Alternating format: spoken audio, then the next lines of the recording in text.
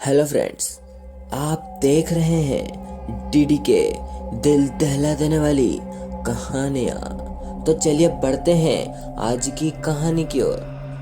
आइए आप लोगों को एक बार फिर भूतों के साम्राज्य में ले चलता हूँ, भूतों से मिलवाता हूँ और एक सुनी हुई काल्पनिक घटना सुनाता हूँ। यह घटना हमारे गांव के एक बुजुर्ग पंडित बताते हैं। और पंडित जी जब ये आप बीती सुनाते थे तो सुनने वालों के रोंगटे खड़े हो जाते थे। ऐसा लगता था कि यह घटना वास्तविक है और अभी आंखों के सामने ही घट रही है। वो बुजुर्ग पंडित जब इस घटना को बताता था तो उसके चेहरे पर अजीब से भाव आ जाते थे, जिससे सुनने वाले को एक अजीब रोमांच महसूस होता था। पंडित जी एक ही सांस में पूरी घटना सुना देते थे। एक बार की बात है कि हमारा गांव के वो पंडित जी पत्थर देवा बाजार करने गए थे। दिन ढल चुका था और शाम हो गई थी। पत्थर देवा में उनके मामा भी रहते थे। बाजार में उनके मामा मिल गए और उन्हें घर चलने के लिए कहने लगे। पंडित जी ने कहा कि फिर कभी चलूँगा, अभी मुझे ज़रूरी सामान लेकर घर पर जाना है, क्योंकि मैं अकेला आदमी हूँ और घर के साथ गाय की भी देखभाल करता हूँ। पर पंडित जी के मामा माने नहीं और उन्हें अपने घर पर लेकर चले गए।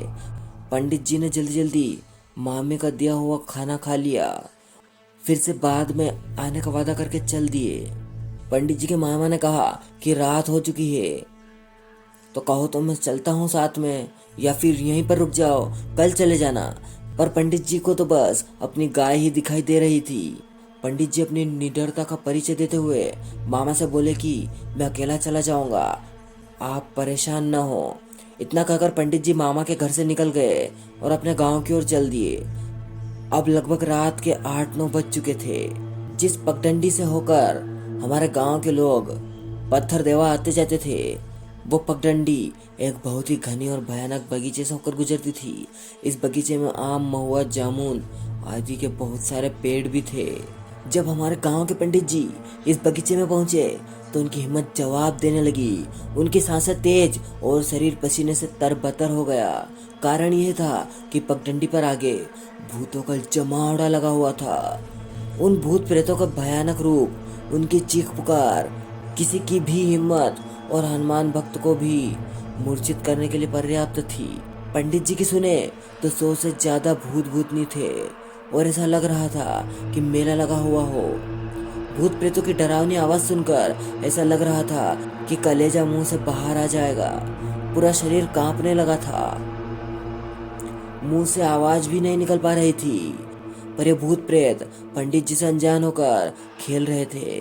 खैर, पंडित जी भी बहुत ही हिम्मती थे और रात रात को खेतों में काम किया करते थे और जरूरत पड़ने पर खेतों में ही सो जाते थे।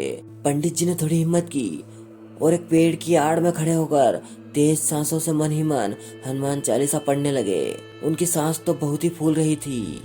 वो अपनी सांस को काबू में करने के साथ ही ये भी सोच रहे थे कि कब ये भूत रास्ते से हटेंगे और मैं लंक लगाकर भागूं। तभी उन्हें कुछ याद आया और वो मन ही मन हंसने लगे। उनके दिमाग में अचानक आया कि ये तो मजिया वाले बाबा का क्षेत्र है, फिर मैं क्यों डर रहा हूँ। अभी वो मन ही मन यही सोच रहे थे कि तभी अचानक उनके कानों में खड़ाऊ की चट चट की आवाज सुनाई दी। खड़ाऊ की आती आवाज से उनका डर थोड़ा कम हुआ और कुछ हिम्मत बंधी। धीरे धीरे आवाज और तेज होने लगी और देखते ही देखते उनके पास एक स्वर्ण शरीर का लंबा चौड़ा आदमी, जो केवल एक सफेद धोती पहने हुए था, वो अचानक प्रकट हो गए। उनके ललाट का तेज अंधियारी रात में भी स्पष्ट दिख रहा था। पंडित जी के अनुसार उस महापुरुष के पूरे शरीर से आभा निकल रही थी। पंडित जी अभी कुछ कहते उससे पहले ही उस अलौकिक पुरुष ने पंडित जी से पूछा, आपको डर तो नहीं लग रहा है? पंडित जी ने कुछ नहीं बोलते हुए केवल अपनी मुंडी हिलाई। फिर उस अलौकिक पुरुष ने कहा, डरने की कोई बात नहीं है, आप तो निडर जान पड़ते हैं। खैर, आप आगे आगे चलिए और मैं आपके पीछे पीछे चलता हूँ। उस अलौकिक पुरुष की इतनी बात सुनकर पंडित तेज कदमों से पगडंडी पर चलने लगे और उनके पीछे पीछे वही खड़ाऊ की चट की तेज आवाज। दूर दूर तक भूत प्रेतों का नामो निशान नहीं था। अब पंडित भी निडर मन से अपने रास्ते पर चल रहा था। पंडित जी ने बताया कि खड़ाऊ की तेज आवाज आते ही सभी भूत प्रेत रफू चक्कर हो गए थे।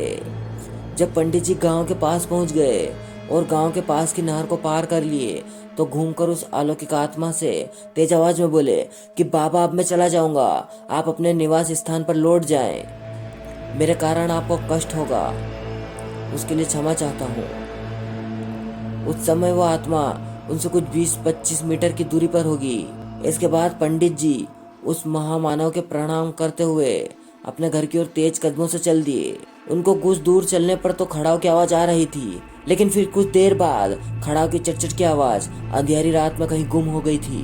पंडित जी उस अलौकिक आत्मा का मन ही मन गुणगान करते हुए घर पहुंच गए। पंडित जी बहुत ही खुश लग रहे थे। सुबह सुबह यह बात पूरे गांव में फैल गई।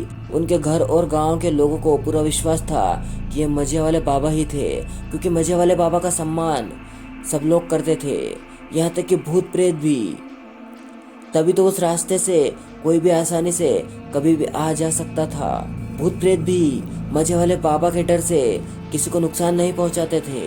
हाँ, ये अलग बात है कि इन भूत प्रेतों से लोग खुद ही डर जाते थे। ये कहानी एक काल्पनिक घटना पर आधारित है, इसे मनोरंजन के रूप में लें। और साथ ही हमारी कहानी आपको कैसी लग रही है हमें कमेंट करके जरूर बताएं, और वीडियो को लाइक और चैनल को सब्सक्राइब जरूर कर लें।